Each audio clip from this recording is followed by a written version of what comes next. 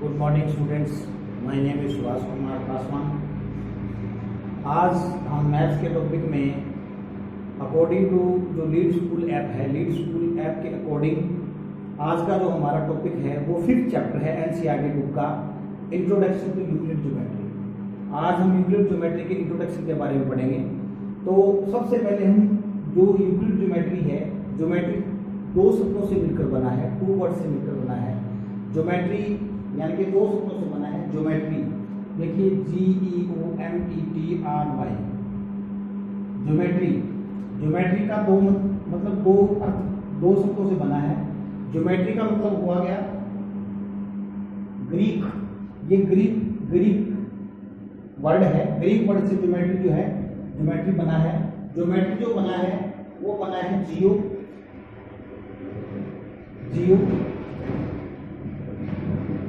और मैट्री, जियो और मैट्री। जियो का मतलब क्या होता है? जियो का मतलब होता है हमारी अर्थ, हमारी जो पृथ्वी, और मैट्री का मतलब होता है मेजरमेंट करना, मापना, हमारी अर्थ को मापना, वो है ज्योमेट्री। अब ज्योमेट्री के बारे में सबसे पहले हम बात कर रहे हैं थेल्स की। जो थेल्स एक मैथमेटिशियन था, थेल्स ने ज्योमेट्री के बारे में बहुत डिटेल से डिस्कस की, और थेल्स का ही बहुत ही पॉपुलर उसका स्टूडेंट था, उसका शिष्य था, उसका कपिल था, वो था पाइथागोरस। पाइथागोरस ने रिसर्च करने के बाद पाइथागोरस ने क्या किया? राइट एंगल ट्रायंगल में हमें बताया hypotenuse square is equal to होता है base square plus perpendicular square. तो पहले थेल्स था, और थेल्स के बाद थेल्स का ही जो स्टूडेंट था पाइथागोरस था, जो जिसने ज्योमेट्री के बारे में, ज्योमेट्री के बहुत सारे कंसेप्ट को सॉल्व किया। और पाइथागोरस के बाद बहुत सारे मैथमेटिशियन ज्योमेट्री के बारे में डिस्कस किया। और उसके बाद आया हमारा यूक्लिड। जो यूक्लिड का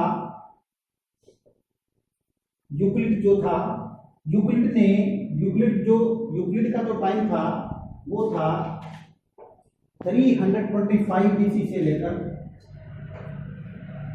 325 BCE से लेकर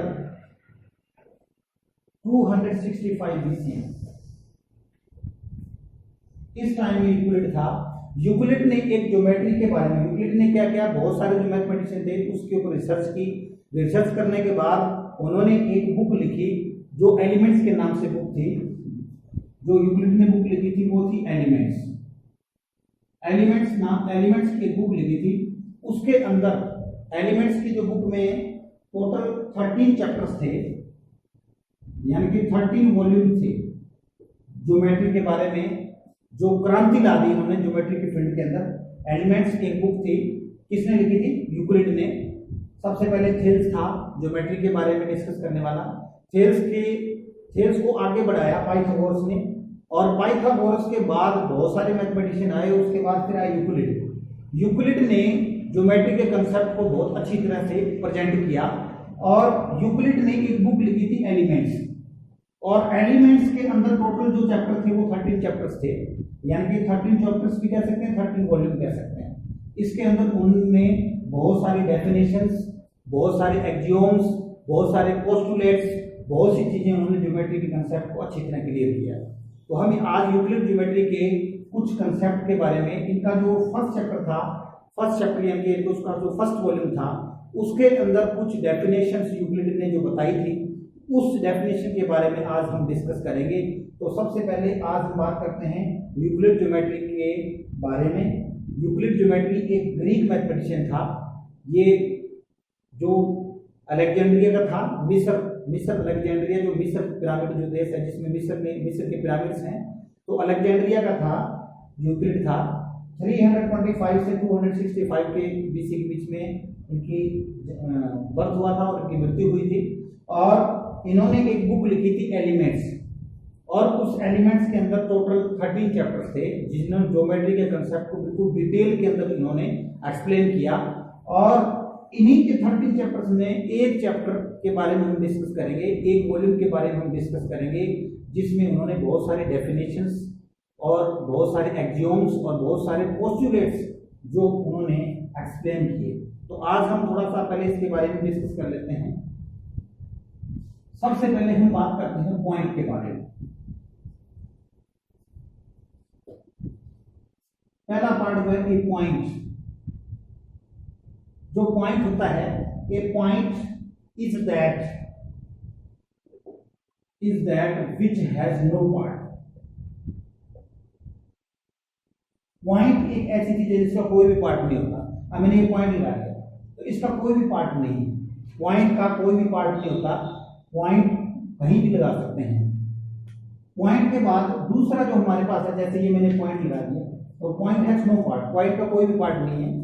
लेकिन अगर हम इस पॉइंट को ज्वाइन करते हैं, अगर इन पॉइंट्स को ज्वाइन करते हैं तो क्या बन जाएगी, लाइन। लाइन का कोई भी एंड नहीं, लाइन को जितना मर्जी इधर भी हम प्रोड्यूस कर सकते हैं, लाइन को इधर भी प्रोड्यूस कर सकते हैं। लाइन को दोनों तरफ प्रोड्यूस किया जा सकता है, इधर भी और इधर भी, दोनों तरफ से। तो लाइन जो हमारे पास, a line is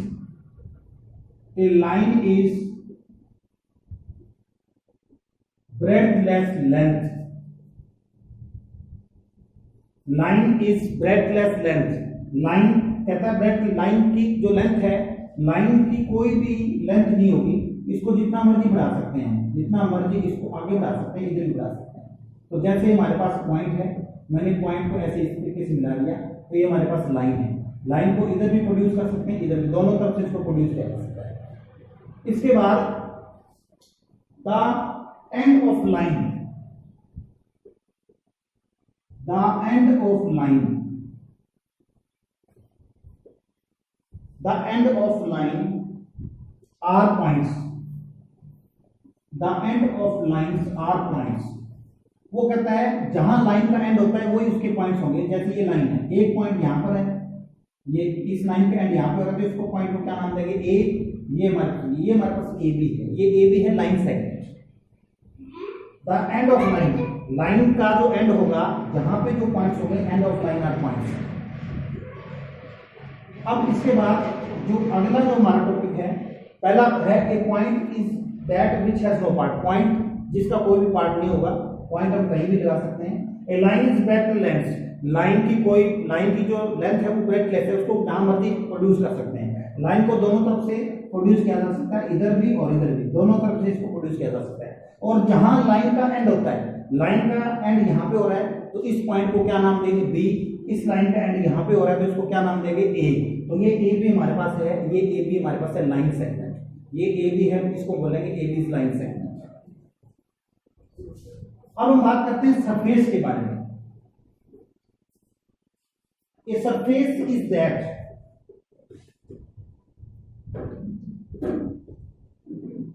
a surface is that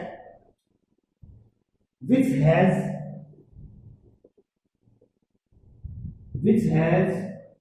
length and breadth only।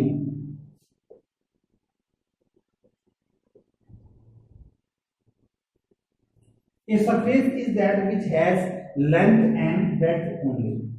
Surface किसको बोलते हैं, जैसे ये हमारे पास एक जो बाउंड्री है, इसके जो चारों तरफ, ये हमारे पास लेंथ है, ये ब्रेड्थ है, ये लेंथ ब्रेड्थ, ये जो बाउंड्री है, ये बाउंड्री का जो बीच का हिस्सा है, ये जो हिस्सा है, इसको हम बोलते हैं सरफेस। इसकी जो बाउंड्री है, लेंथ ब्रेड्थ, इसकी जो बाउंड्री है, चारों तरफ की जो बाउंड्री हम लेंगे तो वो होगा हमारा इसका सरफेस। ये सरफेस है। अब सरफेस के बाद edge of surface are lines. अब जो इसके एजेस हैं, इसके जो किनारे हैं, ये जो एजेस हैं, ये सरफेस के एजेस हैं, ये सरफेस के लाइंस हैं। ये जो लाइंस हैं वो है सरफेस की लाइंस। इसके बाद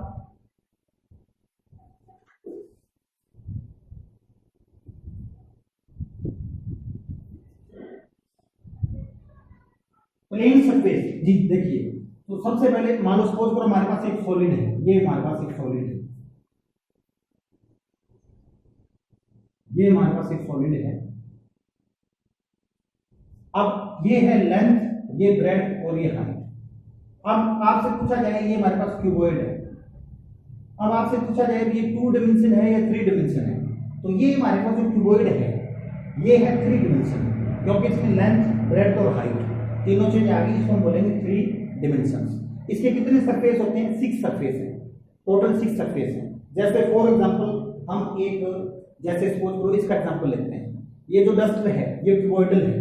अब इसमें आप देखिए इसके जो ये 3 डायमेंशन है, इसके सरफेस कितने हैं? सबसे पहले ये वाला सरफेस, ये वाला सरफेस कितने हो गए? 2 सरफेस, ये वाला सरफेस 3, ये वाला सरफेस 4, ये वाला सरफेस कितना होगा? 5, और ये वाला सरफेस कितने सरफेस हो गए? 6 सरफेस हो गए। और इसके एजिस इसमें कौन से हो? जैसे ये वाला एजिस 1, ये वाला एजिस, ये वाला 3, 4, 5, 6, 7, 8, 9, 10, 11 और 12, इसके टोटल 12 एजिस होंगे।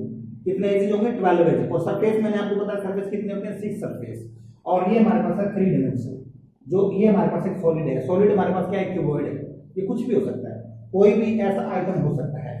अगर आप देखिए ये बता दीजिए, ये हमारे पास एक रेक्टेंगल है जिसमें ये लेंथ और ब्रेड्थ, तो ये जो रेक्टेंगल है ये क्या है? ये हमारे पास जो रेक्टेंगल है ये 2 डायमेंशन है, ये 3 डायमेंशन है, ये कितना डायमेंशन है? 2 डायमेंशन, क्योंकि लेंथ और ब्रेड्थ ये 2 डायमेंशन, इसमें हाइट नहीं है तो ये हमारे पास है 2 डायमेंशन। ठीक है, तो इस तरीके से हम इस चैप्टर के बारे में और भी बहुत सारी डेफिनेशंस, बहुत सारे एक्सियोम्स, बहुत सारे पोस्टुलेट्स के बारे में पढ़ेंगे। तो अभी स्टार्टिंग में आपका जो रीड स्कूल ऐप पे जो ये चैप्टर स्टार्ट हो चुका है, इस चैप्टर को आपने समझना है, इसकी डेफिनेशन को समझना है, इसके एक एक पॉइंट को, एक एक कंसेप्ट को आपने समझना है।